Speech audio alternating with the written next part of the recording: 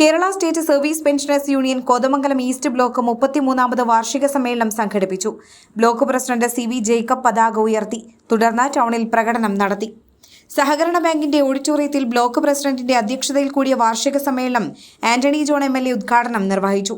ഏത് സംഘടനയാണെങ്കിലും എന്ത് സംരംഭങ്ങളാണെങ്കിലും ഒക്കെ ഒരു വിശ്വാസം നേടിയെടുക്കുക എന്നുള്ളതാണ് ഏറ്റവും പ്രധാനപ്പെട്ട കാര്യം.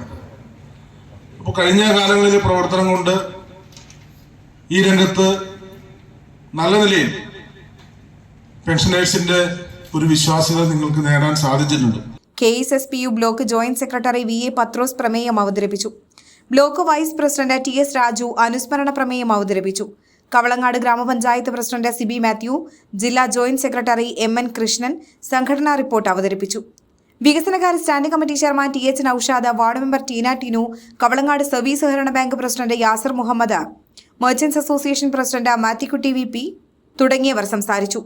MS Seeba, TK Radhakrishnan, CN Usha, Rameshan എന്നിവരെ ചടങ്ങിൽ അനുമോദിച്ചു.